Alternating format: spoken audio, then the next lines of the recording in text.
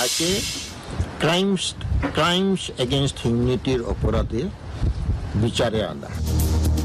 August হত্যাকাণ্ড মানবতা বিরোধী অপরাধ মন্তব্য সাবেক প্রধান বিচারপতি এসকে সিনহার। শেখ হাসিনাকে সোপর্দ করতে ভারতের প্রতি আহ্বান।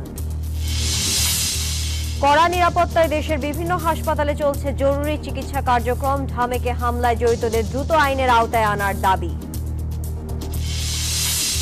হাজী সেলিমকে আদালতে তোলা হবে আজ। ফের রিমান্ডে গোলাপ। কারাগারে ঠাঁই হলো টিপু মুন্সির। বোন থেকো হাসান মাহমুদের বিরুদ্ধে মামলার প্রস্তুতি। আসলে ভ্যানের উপর মরদেহের স্তূপের ভিডিও ভাইরাল। 4 সদস্যের তদন্ত কমিটি গঠন। দোষীরা ছাড় পাবে, হুঁশিয়ারি আইন শৃঙ্খলা বাহিনী। ফেনীতে ধীরে নামছে বানের পানি। নিচু এলাকা জলমগ্ন থাকায় এখনো কমেনি দুর্ভোগ। বিশুদ্ধ পানি ও খাবার সংকটে নতুন লড়াই। গাজায় অস্ত্রবিরতির মধ্যে চলছে পোলিও টিকা কার্যক্রম। 6 জিম্মির মরদেহ উদ্ধারের পর ইসরায়েলে ব্যাপক বিক্ষোভ। এবং রাওয়ালপিন্ডি টেস্টের চতুর্থ দিনে 21 রানে এগিয়ে থেকে ব্যাটিংয়ে পাকিস্তান। লিটন মিরাজের দৃঢ়তায় স্বস্তিতে বাংলাদেশ।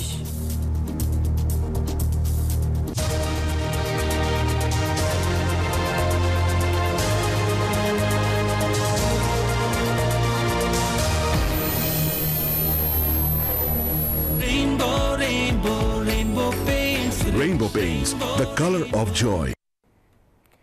স্বাগত দুপুর 12টার সংবাদের সাথে আছি তানিয়া হারুন। দেখছিলেন বসুন্ধরা টি সংবাদ শিরোনাম।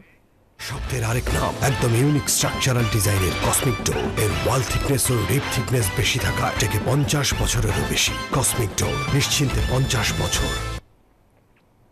এবারে বিস্তারিত।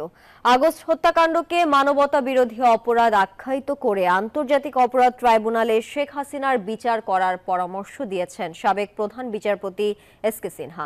কানাডাতে নিউজ 24-কে দেয়া একান্ত সাক্ষাৎকারে তিনি কথা বলেন। শেখ হাসিনা যেন অন্য কোথাও পালাতে না পারে সে ব্যবস্থা নিতে ভারতের প্রধানমন্ত্রীকে চিঠিও দিয়েছেন তিনি। একই সাথে তাকে বাংলাদেশে সোপর্দ করারও আহ্বান জানিয়েছেন তিনি। বিস্তারিত হাবিবুল ইসলাম হাবিবের প্রতিবেদনে।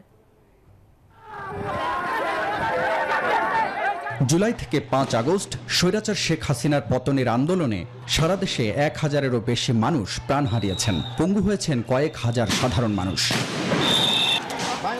নারকীয় এই হত্যাযজ্ঞকে মানবতা বিরোধী অপরাধ আখ্যায়িত করে শেখ হাসিনা সহ দোষীদের আন্তর্জাতিক অপরাধ ট্রাইব্যুনালে বিচারের আহ্বান জানিয়েছেন সাবেক প্রধান বিচারপতি সুরেন্দ্র কুমার সিনহা। আমাদের এখানে যে ট্রাইব্যুনাল আছে, আমাদের এখানে কম্পিটেন্ট বিচারক আছে, তাকে ক্রাইমস এগেইনস্ট হিউম্যানিটির অপরাধে বিচারে আনা। এবং আমি এই ব্যাপারে ভারতের প্রধানমন্ত্রী নরেন্দ্র মোদীকে আমি রিকোয়েস্ট করেছি তাকে যাতে বিদেশে যেতে না দেওয়া হয় এবং তাকে বাংলাদেশের কাছে সুপর্দ করা হয়। হাসিনা বিচার বিভাগকে পঙ্গু করে দিয়েছেন মন্তব্য করে সাবেক প্রধান বিচারপতি বলেন, বিচার বিভাগকে প্রভাবমুক্ত করে পরিপূর্ণভাবে স্বাধীন করতে পারলেই হয়রানি কমবে সাধারণ মানুষের। করাপশনটাকে এটা সিস্টেমেটিক করে দিয়েছে এবং বিচার বিভাগকে সে পঙ্গু করে দিয়েছে। দুঃখজনক হলো সত্য, আমাদের কোনো জুডিশিয়াল একাডেমি বাংলাদেশে নেই। শেখ হাসিনা দুর্নীতিকে নিয়মে পরিণত করেছেন মন্তব্য করে দেশের অর্থ পাচার রোধে দুর্নীতি দমন কমিশন আইনেও কিছু সংশোধনী আনার পরামর্শ তার। এই আইনে কিন্তু সরাসরি মামলা দায়ের করার কোনো বিধান নেই। কোনো নেই আপনাকে পারমিশন নিতে হবে, অনেকগুলা প্রসিডিওরাল পারমিশন এইগুলা নিতে অপরাধটা সংগঠিত হয়ে এরা পালিয়ে যাবে। আমাদের অর্থ ঋণ আদালত আইন এইটা একেবারেই যুগোপযোগী না। এটাকে অ্যামেন্ডমেন্ট করে যাতে এই টাকা রিকভারির ক্ষেত্রে দীর্ঘসূত্রিতা এটা বন্ধ করতে হবে। ব্যাংকগুলোকে ইন্ডিপেন্ডেন্ট ভাবে তাদের সিদ্ধান্ত দেওয়ার ক্ষমতা দেওয়া। তৃতীয়ত, তোষামোদকারী প্রফেসর ইউনূসকে আমি রিকোয়েস্ট করব এই তোষামোদকারীদেরকে যাতে উনি দূরে রাখেন। সংবিধানের ষোড়শ সংশোধনী বাতিলের রায় এবং কিছু পর্যবেক্ষণের কারণে ক্ষমতাসীনদের তোপের মুখে 2017 সালের অক্টোবরের শুরুতে ছুটিতে যান সিনহা। পরে বিদেশ থেকে তিনি পদত্যাগপত্র পাঠিয়ে দেন। এরপর ঋণ জালিয়াতি এবং অর্থ পাচারের মামলায় সাবেক প্রধান বিচারপতি SK সিনহাকে 11 বছরের কারাদণ্ড দেন আদালত, যা মিথ্যা সাজানো বলেও উল্লেখ করেন তিনি। হাবিবুল ইসলাম হাবিব, নিউজ 24, ঢাকা। এই যে আমার ব্যাংক আরএফএল গ্যাস স্টোভ, এর সায়েন্টিফিক নজল আর ব্রাশ বার্নার তাপকে সমানভাবে ছড়িয়ে খরচ বাঁচায় 25%। আরএফএল গ্যাস স্টোভ নিরাপদ ও গ্যাস সাশ্রয়ী। 304 ফুড গ্রেড স্টেইনলেস স্টিলে তৈরি, যা নিশ্চিত করে জংবিহীন সিঙ্কের আজীবন নিশ্চয়তা। আরএফএল কিচেন সিঙ্ক, স্বাস্থ্যকর কিচেনের চিরস্থায়ী সমাধান। ঢাকা মেডিকেল কলেজ হাসপাতালে জরুরি বিভাগে সেবা কার্যক্রম চলছে, তবে বিভাগ বন্ধ রয়েছে। নিরাপত্তায় মোতায়েন আছে সেনাবাহিনী, বিজিবি, র্যাব ও পুলিশ সদস্যরা। প্রত্যেক রোগীর সর্বোচ্চ 2 জন স্বজনকে অ্যাটেন্ডেন্ট কার্ড দেয়া হচ্ছে। যাদের কার্ড থাকছে কেবল তাদেরকেই হাসপাতালের ওয়ার্ডগুলোতে যাওয়ার অনুমতি দেওয়া হচ্ছে। এই অবস্থায় রোগীদের মধ্যে মিশ্র প্রতিক্রিয়া দেখা যাচ্ছে। চিকিৎসা প্রাপ্তিতে কোনো বিঘ্ন যাতে না ঘটে সেই দাবি জানাচ্ছেন রোগী ও তাদের স্বজনরা। আবার অনেকেই বলছেন শৃঙ্খলা ফেরাতে কঠোর ব্যবস্থার বিকল্প নেই। তবে আন্দোলনকারীদের সাথে আলোচনার মাধ্যমে দ্রুত সমস্যার সমাধান করার আহ্বান জানান চিকিৎসা নিতে আসা রোগী ও তাদের স্বজনরা। এদিকে হামলার ঘটনার সঞ্জয় পাল জয় নামে একজনকে গাইবান্ধা থেকে গ্রেপ্তার করা হয়েছে।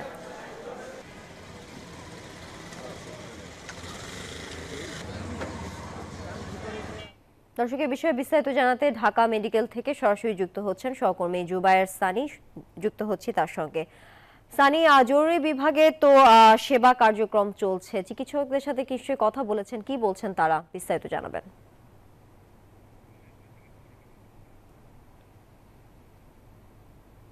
জরুরি বিভাগেই শুধু চিকিৎসা কার্যক্রম চলছে, এখনো বহির্বিভাগে চিকিৎসা কার্যক্রম চলছে না। এবং চিকিৎসকরা যেটি বলছেন যে তাদের যে 4টি দফা দাবি রয়েছে সেটি পূরণ না হওয়া পর্যন্ত তারা কিন্তু তাদের যে এই কর্মবিরতি তারা চালিয়ে যাবেন। গতকাল তারা যে কর্মবিরতি প্রত্যাহার করেছিলেন সেখানে বলা হয়েছিল তারা শুধুমাত্র জরুরি বিভাগে চিকিৎসা দিবেন। এবং আমরা সকাল থেকে যে চিত্রটি দেখেছি যে দূর থেকে যারা এসেছেন ঢাকা মেডিকেলে তারা কিন্তু বেশ বিপাকে পড়েছেন। এবং তারা যেটি বলছেন যে এইভাবে যদি চিকিৎসকরা কর্মবিরতি দেন সেটি কিন্তু আসলে সাধারণ মানুষ যারা চিকিৎসা নিতে আসেন তারা আসলে মহাবিপাকে পড়েছেন। এবং অনেকেই দূর দূরান্ত থেকে এসেছেন, তারা বহির্বিভাগে চিকিৎসা পাচ্ছিলেন না, এই কারণে তারা জরুরি বিভাগে এসে উপস্থিত হয়েছেন। এবং আরেকটি অভিযোগ পাওয়া যাচ্ছে যে যেটি সাধারণ মানুষ করছেন যে এখানে তারা চিকিৎসা না পেলেও তাদেরকে এখান থেকেই আসলে বিভিন্নভাবে বলা হচ্ছে যে প্রাইভেট বিভিন্ন হাসপাতালে যাওয়ার জন্য, সেখানে গেলে তাদেরকে অনেক টাকা খরচ করে আসলে চিকিৎসা নিতে হচ্ছে।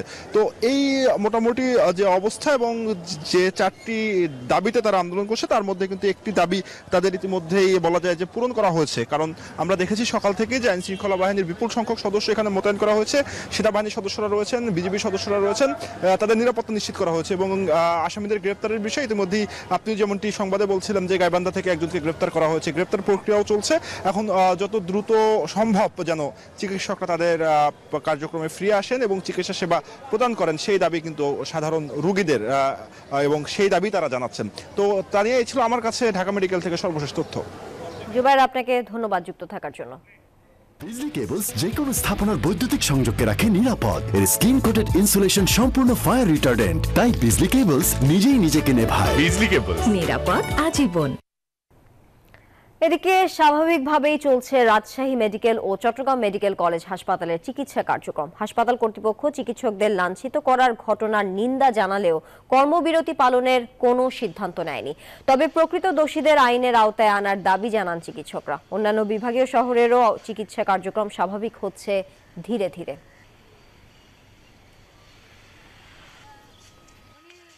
চিকিৎসা সেবা দিচ্ছে এখন, আর আসলে কমপ্লিট শাটডাউন জিনিসটা আসলে স্বাস্থ্যক্ষেত্রে আমি যতটুকু জানি স্বাস্থ্যক্ষেত্রে বা স্বাস্থ্যসেবায় কমপ্লিট শাটডাউন জিনিসটা হয় না। চট্টগ্রাম মেডিকেল কলেজ হাসপাতালে বর্তমানে আউটডোর সার্ভিস, ইনডোর সার্ভিস এবং ইমার্জেন্সি সার্ভিস সব সার্ভিস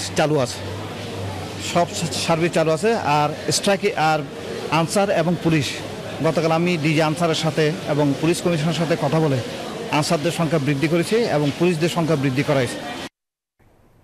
দর্শক, এই বিষয়ে আরো খবর জানাতে খুলনা ও বরিশাল থেকে যুক্ত হচ্ছেন আমাদের সহকর্মীরা। শুরুতেই যাচ্ছি বরিশালে, সেখানে আছেন সহকর্মী সাইফুর রহমান মিরন। মিরন, বরিশালে চিকিৎসা সেবা কার্যক্রম স্বাভাবিক আছে কিনা, কি পরিস্থিতি দেখছেন?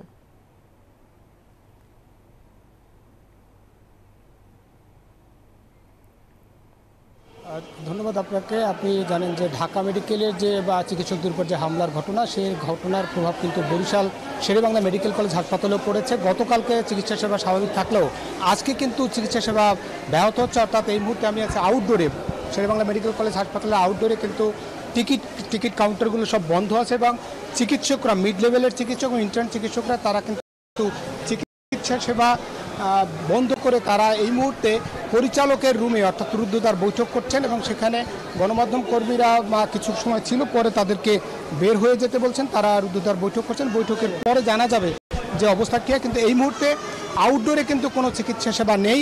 দূর দূরান্ত থেকে যারা এসেছেন তারা কিন্তু এখানে চিকিৎসা সেবা পাচ্ছেন না। আমরা যদি একজনের সঙ্গে একটু কথা, আপনি কি চিকিৎসা নিতে আসছেন কিনা, আউটডোরে চিকিৎসা হচ্ছে কিনা? আমি বরিশালের হিজলা থেকে আসছি, অনেক দূর থেকে। আসলে এখানে টিকিট নাই, সাধারণ মানুষের সংক্রামক রোগ, জ্বর সহ বিভিন্ন যে আক্রান্ত, তারা কোনো ধরনের চিকিৎসা পাচ্ছে না। অর্থাৎ একটা মানুষ কোথায় যাবে? কোনো হসপিটালে চিকিৎসা নিচ্ছে না কোনো ডাক্তাররা। এই অবস্থায় আমরা অন্তর্বর্তী সরকারের কাছে খুবই চাই যে তারা আইন শৃঙ্খলা বাহিনী দিয়ে যারা দোষ করছে তাদেরকে বিচার করুক। একই সাথে সাধারণ মানুষের দ্রুত হচ্ছে যে যেন এই চিকিৎসাটা দেওয়া হয়, সেইটা হচ্ছে আমরা চাই। কারণ হচ্ছে যে আমরা যেমনটা বলছিলেন যে সাধারণ মানুষ এসে যেহেতু চিকিৎসা পাচ্ছে না, চিকিৎসা না পেলে তারা কোথায় যাবেন? ভরসা তো মেডিকেল কলেজ হাসপাতাল, সেখানে যদি চিকিৎসা না হয় তাহলে কোথায় যাবেন?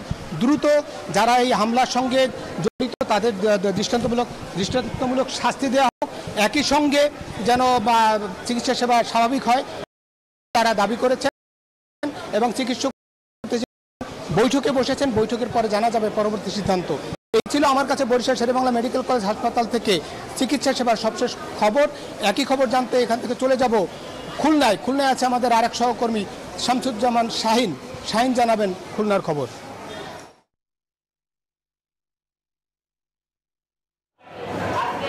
ধন্যবাদ মিরন। আপনি বরিশালের যে চিত্র তুলে ধরেছিলেন, এখানে একটু ব্যতিক্রম। সেটি হলো যে বহির্বিভাগ এবং জরুরি বিভাগ, খুলনা মেডিকেল কলেজের বহির্বিভাগ এবং জরুরি বিভাগের চিকিৎসা সেবা কিন্তু অব্যাহত আছে এবং এখানে যে ভর্তি যে রুগী আছে তাদের চিকিৎসা সেবাও কিন্তু অব্যাহত রেখেছে। এই মুহূর্তে ইন্টার্ন চিকিৎসকরা তারা হাসপাতালের সামনে তারা বিক্ষোভ এবং মানববন্ধন করছে, বিক্ষোভ সমাবেশ করছে। আমরা একটু কথা বলবো এই বিক্ষোভে অংশ নেয় এখানকার যে চিকিৎসকরা আছেন, ইন্টার্ন চিকিৎসক, তাদের সাথে। আচ্ছা, এই আপনাদের যে দাবি কর্মক্ষেত্রে নিরাপত্তা এবং দোষীদেরকে গ্রেপ্তার ইতিমধ্যে করে ফেলেছে সরকার, তো তারপরে আন্দোলনটা কেন? আসলে দোষীদেরকে গ্রেপ্তার করলেও আমরা এখনো মিডিয়াতে দৃশ্যমান কিছু পাইনি। আমরা যদি আজকে রাত 8টার মধ্যে আজকে আমরা চাই যে এই রোগীদের যাদেরকে দুর্বৃত্তকারী তাদেরকে আইনের আওতায় এনে মিডিয়ার সামনে আনতে হবে। এবং আমাদের সবচেয়ে বড় দাবি হচ্ছে স্বাস্থ্য সুরক্ষা আইন এবং স্বাস্থ্য পুলিশ আইন। এই দাবিটা কিন্তু আমরা গত 1 বছর ধরে বলছি, কিন্তু এই দাবিটা মানা হয় না। আমরা বিগত সরকার আমাদের এই দাবি মানেনি। আমরা আমাদের বর্তমান প্রধান উপদেষ্টা, উনি অনেক মানবিক, ওনাদের কাছে আমাদের মানবিক দাবি। এই রোগীরা তো সাধারণ রোগীরা যে ভোগান্তির মধ্যে পড়ছে, তাই এইভাবে ভোগান্তি দিয়ে আসলে সব সমস্যার সমাধান আসবে কিনা? এখন দেখেন রোগীরা কেন ভোগান্তিতে পড়ছে, এটার মেন সমস্যাটা কি এটা অনেকেই চিন্তা করে না। একটা 500 বেডের হাসপাতালে যদি আপনি 1500 রোগী ভর্তি রাখেন, তাহলে কোনোভাবে যৌক্তিকভাবে সম্ভব আপনি 1500 জন রোগীকে এই 500 জন 10 জন ডাক্তার যে 1500 রোগীকে সেবা দিবে? অর্থাৎ আমি যেটা বলতে চাচ্ছি, আমাদের যে হাসপাতাল ইনফ্রাস্ট্রাকচার সেটাতে যেমন একটা সমস্যা আছে, ঠিক একইভাবে রোগীরা মনে করে যে তার ওষুধ নাই। আপনাদের এই দাবিটা তো দীর্ঘদিনের কর্মক্ষেত্রে নিরাপত্তার, এবং গত 1 বছর ধরে আপনারা আন্দোলন করছেন। দেশে এখন একটা ক্রান্তিকাল চলছে, এই মুহূর্তে এই ধরনের দাবি কি যৌক্তিক কিনা? আমার তো মনে হয় এই মুহূর্তেই যৌক্তিক, কারণ আমাদের এই দাবি বিগত সরকার কেউ শোনেনি। আমি মনে করি আমাদের বর্তমান প্রধান উপদেষ্টা ডক্টর মোহাম্মদ ইউনূস, উনি সব থেকে মানবিক। উনি যদি না শোনে তাহলে কে শুনবে?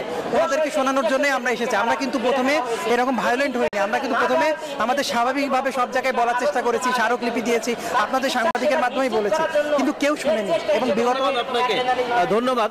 কথা বলছিলেন যে তারা দীর্ঘদিন ধরে। শাহিন, আপনাকে ধন্যবাদ। দর্শক, বরিশাল এবং খুলনার চিকিৎসা সেবা কার্যক্রম নিয়ে বিস্তারিত জানাতে যুক্ত ছিলেন আমাদের সহকর্মীরা। আমি এই চেয়ারে বসবো না। বাচ্চু ভাই, এই চেয়ারকে ভয় পেও না। ডেন্টিস্টের পরামর্শ নাও নতুন কোলগেট অ্যাক্টিভ সোল, যা দাঁতের সমস্যা শুরু হওয়া মাত্রই থামিয়ে দেয়। না থাকবে ব্যথা, না থাকবে ভয়। এক ব্যক্তি 2 মেয়াদের বেশি প্রধানমন্ত্রী থাকতে পারবে না বলে মন্তব্য করেছেন বিএনপির ভারপ্রাপ্ত চেয়ারম্যান তারেক রহমান। রোববার তৃণমূল পর্যায়ে ধারাবাহিক মতবিনিময় সভার অংশ হিসেবে কুমিল্লা ও ফরিদপুরের নেতাকর্মীদের উদ্দেশ্যে দেওয়া বক্তব্যে একথা বলেন তিনি। ক্ষমতা কুক্ষিগত করে আর কেউ যেন স্বৈরাচারী না হয়ে উঠতে পারে তা নিশ্চিত করতে বিএনপি সংবিধানে এমন ব্যবস্থা রাখতে চায়। তারেক রহমান বলেন, গত 5 আগস্ট স্বৈরাচার পতনের সঙ্গে সঙ্গে বাংলাদেশের মানুষের প্রত্যাশায় যুক্ত হয়েছে নতুন আশাবাদ, যা বুঝতে না পারলে ছিটকে পড়তে হবে বলেও মন্তব্য করেন তারেক জিয়া। চট্টগ্রাম দক্ষিণ জেলা বিএনপির আহ্বায়ক কমিটি বিলুপ্ত করা হয়েছে। রবিবার রাতে বিএনপির কেন্দ্রীয় কমিটির সিনিয়র যুগ্ম মহাসচিব অ্যাডভোকেট রুহুল কবির রিজভী স্বাক্ষরিত এক প্রেস বিজ্ঞপ্তিতে এই তথ্য জানানো হয়। এতে বলা হয়, পরবর্তী কমিটি ঘোষিত না হওয়া পর্যন্ত চট্টগ্রাম দক্ষিণ জেলা বিএনপির নামে কোনো সাংগঠনিক কার্যক্রম চালানো যাবে না। এর আগে চট্টগ্রামের একটি ডিপো থেকে এস আলম গ্রুপের বিলাসবহুল গাড়ি সরানোর ঘটনার একটি ভিডিও সামাজিক যোগাযোগ মাধ্যমে ভাইরাল হয়। চট্টগ্রাম দক্ষিণ জেলার বিএনপির আহ্বায়ক আবু সুফিয়ান, যুগ্ম আহ্বায়ক এনামুল হক এনাম ও কর্ণফুলী বিএনপির আহ্বায়ক SM মামুনের উপস্থিতিতে এই ঘটনা ঘটে বলে অভিযোগ ওঠে।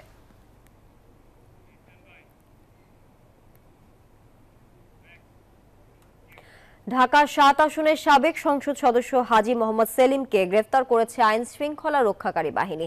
আজ আদালতে তোলা হবে তাকে। রোববার রাতে রাজধানীর বংশাল থেকে তাকে গ্রেফতার করা হয়।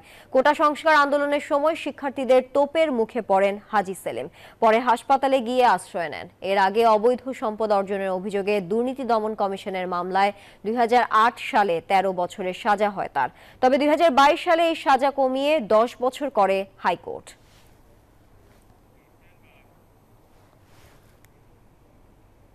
রাজধানীর বাড্ডা এলাকার সুমন শিকদারকে গুলি করে হত্যার অভিযোগের মামলায় সাবেক বাণিজ্য মন্ত্রী টিপু মুন্সির জামিন নামঞ্জুর করে কারাগারে পাঠানোর নির্দেশ দিয়েছেন আদালত।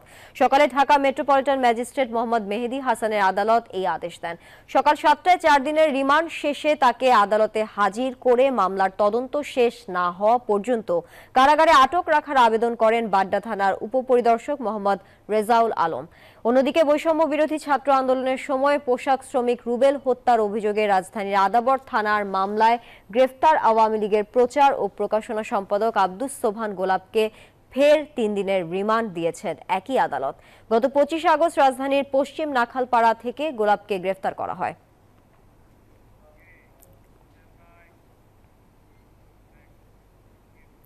সাবেক পররাষ্ট্রমন্ত্রী ও আওয়ামী লীগের যুগ্ম সম্পাদক হাসান মাহমুদের ভাই এরশাদ মাহমুদের দখলে থাকা আরও 100 একর বনভূমি উদ্ধার করেছে বন বিভাগ।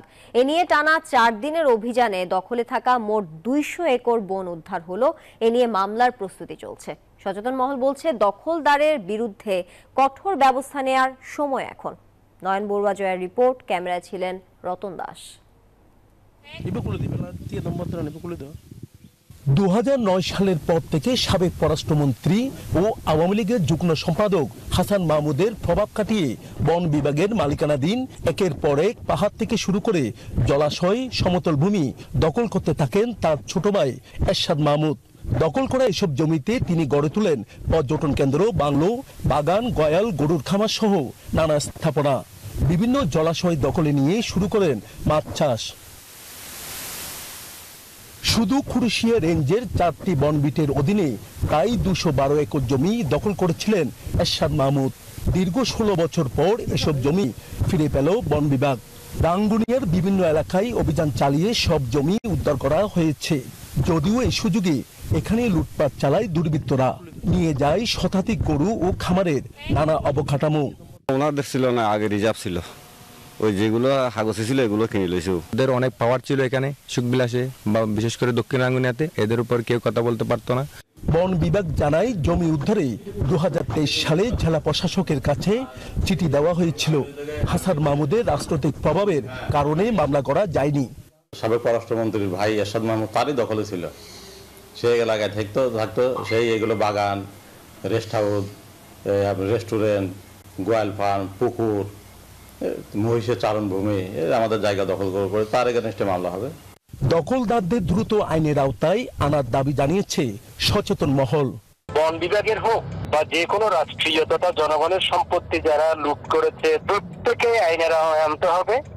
2008 সাল থেকে টানা চতুর্থবারের মতো চট্টগ্রামের রাঙ্গুনিয়ার সংসদ সদস্য হিসেবে নির্বাচিত হয়ে বেশ কয়েকটি গুরুত্বপূর্ণ মন্ত্রণালয়ের দায়িত্বে ছিলেন আওয়ামী লীগের যুগ্ম সাধারণ সম্পাদক হাসান মাহমুদ। 1.5 দশকেরও বেশি সময় ধরে তার ছত্রছায়ায় এলাকায় দখল ও লুটপাটের রাজত্ব কায়েমের অভিযোগ রয়েছে পরিবারের সদস্যদের বিরুদ্ধে। নয়ন বড়ুয়া জয়, নিউজ 24, চট্টগ্রাম।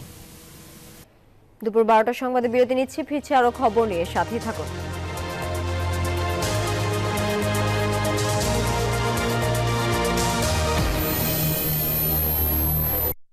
নুডলস খান নাই?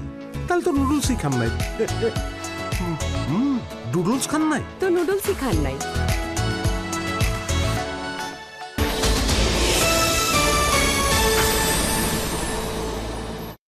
সবার ভরসা মা, আর মায়ের ভরসা এসিআই এরোসল। 50 বছরেরও বেশি সময় ধরে পরিবারের সুরক্ষায়। ACI Aerosol. Savlon Twinkle Baby Pant Diaper. Fantastic 4 feature সহ এলো Savlon twinkle baby pant diaper, যা সোনামণিকে রাখে স্বস্তিতে। শুরুটা হোক যত্নে। 1 নম্বর জিনিস পাইতে হইলে যেমন জায়গা মতন নামতে হয়, 1 নম্বর অফার পাইতে হইলে মাইজিপিতে যাইতে হয়।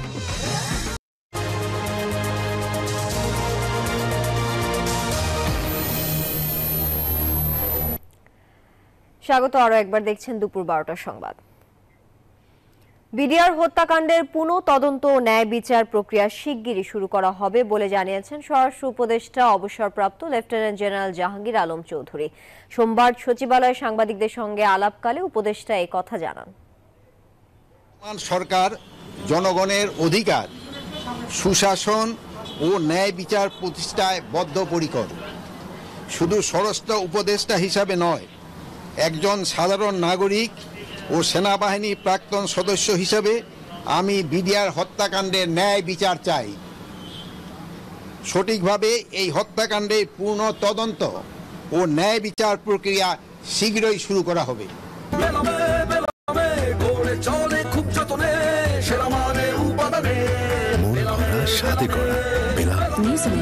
Excellence in quality. শিগগিরই বাজেট রিভাইজ করা হতে পারে বলে জানিয়েছেন অর্থ উপদেষ্টা ডক্টর সালেউদ্দিন আহমেদ। বলেন, কালো টাকা সাদা করার সুযোগ সরকার বন্ধ করে দিয়েছে। সকালে সচিবালয়ের রপ্তানি উন্নয়ন ব্যুরোর কর্মকর্তাদের সঙ্গে বৈঠক শেষে সাংবাদিকদের এ কথা জানান তিনি। আমরা অহেতুক অপচয় বা অহেতুক যে সেগুলো আছে সেগুলো আমরা ডেফিনেটলি যুক্তিসম্মত করব। আর প্রজেক্টে ডক্টর ওয়াহিদুল মাহমুদ দেখবে যে যেগুলো অলমোস্ট কমপ্লিট সেগুলোতে ইস্যু করবে, আর কতগুলো আছে পাইপলাইনে। কারণ ওটার সাথে আবার ইআরডির আমার সম্পর্ক আছে, টাকা পয়সা আনা। তারা যদি বলে আমরা কন্টিনিউ করবো না, তাহলে ডোনারদের বলবো না, করবো না।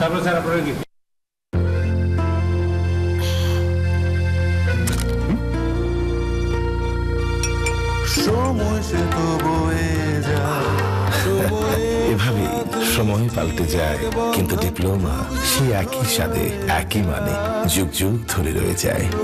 নিউজিল্যান্ডের এক্সেলেন্স ইন কোয়ালিটি। আশুলিয়ায় ভ্যানে মরদেহের স্তূপ ভাইরাল ভিডিওর ঘটনা তদন্তে 4 সদস্যের কমিটি গঠন করা হয়েছে। 5 আগস্টের সেই দুঃসহ স্মৃতি মনে হলে এখনো আটকে ওঠেন স্বজনহারারা। দোষীদের সর্বোচ্চ সাজা দাবি করেছেন তারা। নাজমুল হুদার পাঠানো তথ্য চিত্রে ডেস্ক রিপোর্টে থাকছে বিস্তারিত। ভ্যানের উপর কয়েকটি মরদেহের স্তূপ ঢেকে রাখা হয়েছে ব্যানার ও জীর্ণ একটি চাদর দিয়ে। লাশের স্তূপ ঢাকা দেওয়া চাদরের পাশ দিয়ে ঝুলে আছে নিহত দুজনের হাত ও পা। পুলিশের হেলমেট ও বুলেট প্রুফ জ্যাকেট পরা দুই ব্যক্তি আরও একটি মরদেহ ছুঁড়ে মারেন ভ্যানের উপর। সেই ভ্যানের পাশ দিয়ে হেঁটে যাচ্ছেন পুলিশ সদস্যরা। সামাজিক যোগাযোগ মাধ্যমে ছড়িয়ে পড়া এই ভিডিওটি সাভারের আশুলিয়া থানার। এতে ঢাকা জেলা উত্তর গোয়েন্দা পুলিশের পরিদর্শক আরাফাত হোসেনকে হেঁটে যেতে দেখা যায়। ভিডিওতে আংশিক দেখা গেছে আশুলিয়া থানার ওসি মাসুদুর রহমানকেও। অভিযোগ উঠেছে ভ্যানটি থানার সামনে এনে লাশগুলো পার্কিং এ থাকা পুলিশের একটি পিকআপ ভ্যানে তুলে আগুন দেয়া হয়। যদি দেখা যায় তাহলে তো গার্জেনের আইনের চাপ দিব, এই নাচগুলো পুড়ে হালান। ওই ফজলের বাড়ির তনে এক পুলিশে ফোন করতেছে নাচগুলো তাড়াতাড়ি পড়েন। তারপর আমি দৌড় মেরে গেটের সামনে আগে বলতেছি নাচ পুড়ো না। তারপর 5 তারিখে এই ঘটনাটা, 6 তারিখে এই নাচগুলো আমি প্যাকেট করে 4টা গার্জেনের কাছে দিয়ে দিছি আর 2টা আমতলা যায় মারি দিতে হয়েছি। মান্নান কসাই তো উনি আমরা একসাথে কাছাকাছি ছিলাম। হঠাৎ করে প্রচুর গোলাগুলি হলো, এক ফাঁকে আমরা তাকালাম, দেখলাম যে উনি গুলিবিদ্ধ হয়ে পড়ে গেছেন। 5 আগস্টের সেই দুঃসহ স্মৃতি মনে হলে এখনো আটকে ওঠেন স্বজনহারারা। বুকের ধনকে হারিয়ে শোকের মাতম চলছে পরিবারে। এটা কি সম্ভব বলেন? একটা মানুষে কিন্তু পুরানো করেন 6-6টা বাচ্চা, 6-7টা বাচ্চাকে তারা পুরাই শেষ করে দিচ্ছে। এখানে সবই ওর মতো বয়স। ওরা কি বোঝে যে ছাত্র জনতা যারা যেখানে আছে অনেক ছাত্রীতে মারা গেছে, আমার ছেলে একাই মারা যায়নি। আমি সবাইকে স্যালুট জানাই। আমি যত কষ্টের মধ্যেও থাকি তারপর আমি মনে করি যে আমার ছেলে দেশের জন্য জীবন দিছে। পুলিশ বলছে এই ঘটনা খতিয়ে দেখতে তদন্ত কমিটি গঠন করা হয়েছে। তদন্ত শেষে ব্যবস্থা নেওয়া হবে। আমরা 4 সদস্য বিশিষ্ট একটা কমিটি করেছি। রেজাল্ট আসলে তারপর আপনার এটা মামলাও হবে। এটাকে খুব হালকাভাবে তারা তড়িঘড়ি করে আমরা এটা শেষ করে ফেলবো এটা না, এটাকে আমরা খুব সিরিয়াসলি নিয়েছি। গত 5 আগস্ট সাভারে অন্তত 46 জনের নিহতের তথ্য মিলেছে। Desk report, news 24। বন্যার স্থায়িত্ব এখন গলার কাটা বানভাসী মানুষের দিন গড়াচ্ছে আর বাড়ছে ঘর ধসে পড়ার শঙ্কা। বিশুদ্ধ পানি আর খাবার সংকটে নতুন যুদ্ধ, বাসস্থান রক্ষা। এবারে বন্যা পরিস্থিতির খবর জানাতে ফেনী এবং লক্ষ্মীপুর থেকে যুক্ত হচ্ছেন আমাদের সহকর্মীরা। শুরুতেই যাচ্ছি ফেনীতে, সেখানে আছেন সহকর্মী শফিকুজ্জামান রুবেল। রুবেল, নিচু এলাকার মানুষের দুর্ভোগ কেমন দেখছেন? সেখানে ত্রাণ সহায়তা পর্যাপ্ত আছে কিনা জানাবেন।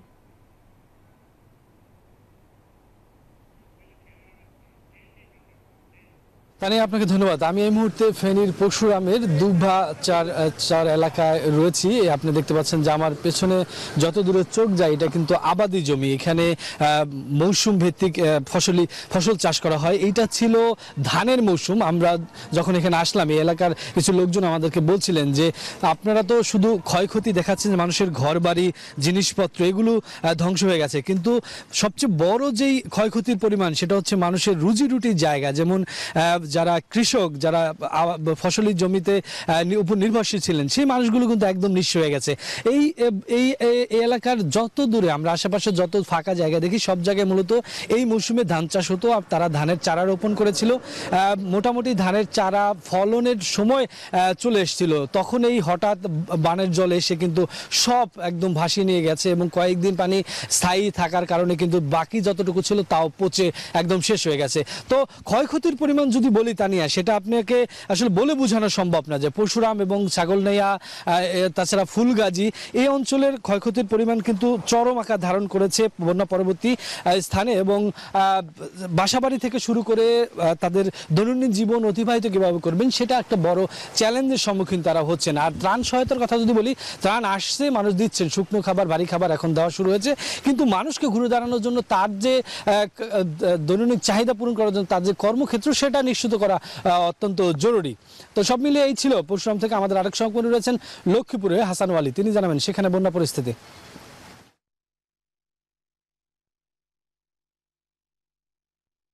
রুবেল, আপনাকে ধন্যবাদ।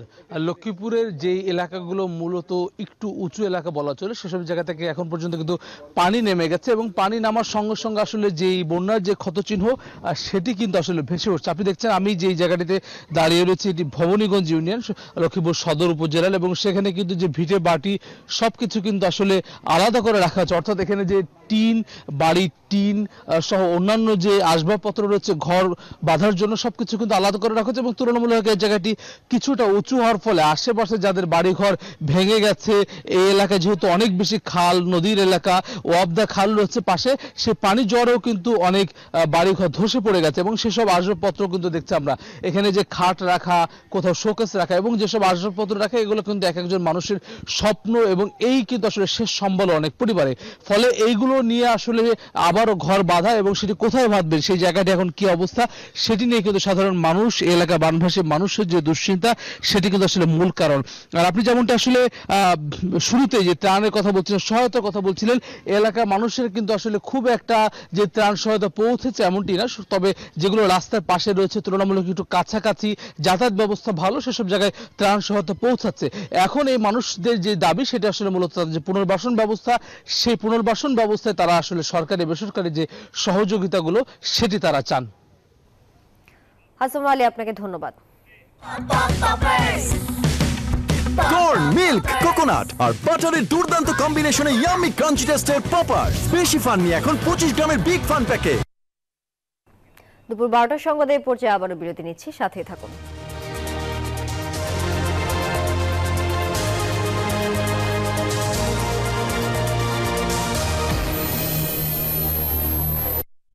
নুডলস খান নাই?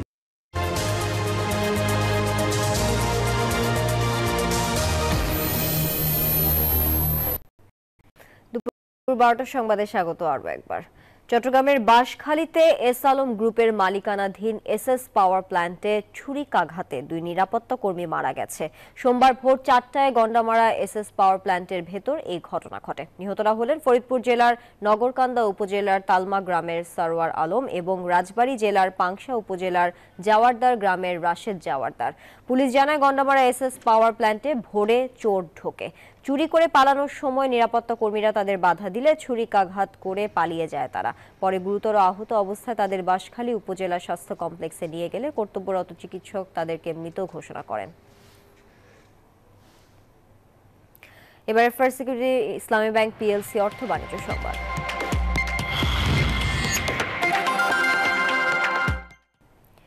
চলতি বছরের এপ্রিল জুন প্রান্তিকে সৌদি আরবের বাণিজ্য উদ্বৃত্তের পরিমাণ 2,680 কোটি ডলারে দাঁড়িয়েছে।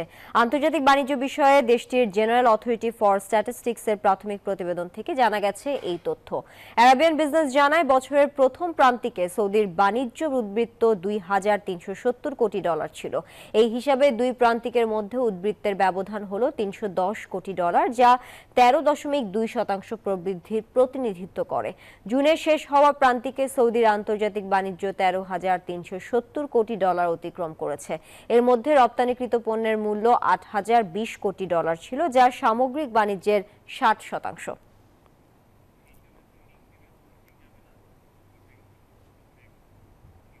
এবার আন্তর্জাতিক প্রসঙ্গ।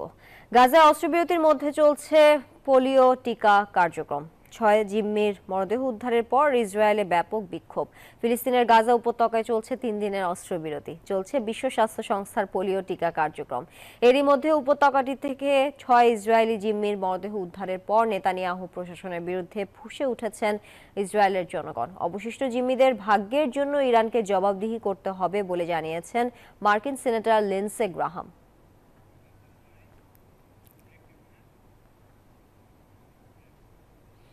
বিরতি নিচ্ছি, সাথে থাকুন।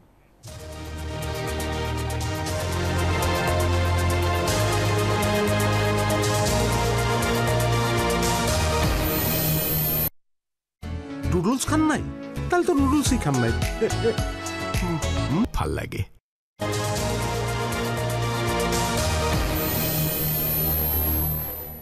দুপুর 12টার সংবাদে স্বাগত আরো একবার। এবারে খেলার খবর।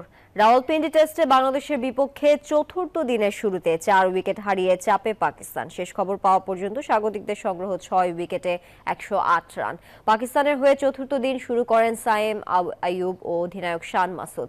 আইয়ুব 20 রান করে ফিরে যান তাসকিন আহমেদের বলে। এরপর মাসুদ ও বাবর আজমও বেশিক্ষণ টিকতে পারেননি। এদিন সৌদ শাকিলকে 2 রানে ফিরিয়ে তৃতীয় উইকেট পকেটে তোলেন নাহিদ রানা। এর আগে টস হেরে ব্যাট করতে নেমে প্রথম ইনিংসে 10 উইকেটে 274 রান তোলে পাকিস্তান। জবাবে 26 রানে 6 উইকেট হারিয়ে ব্যাটিং বিপর্যয়ে পড়ে বাংলাদেশ। এরপর লিটন দাসের 138 রানের দুর্দান্ত ইনিংসের সুবাদে টাইগাররা থামে 262 রানে। দুপুর 12টার সংবাদ এখন এই পর্যন্ত। এতক্ষণ সঙ্গে থাকার জন্য সবাইকে ধন্যবাদ।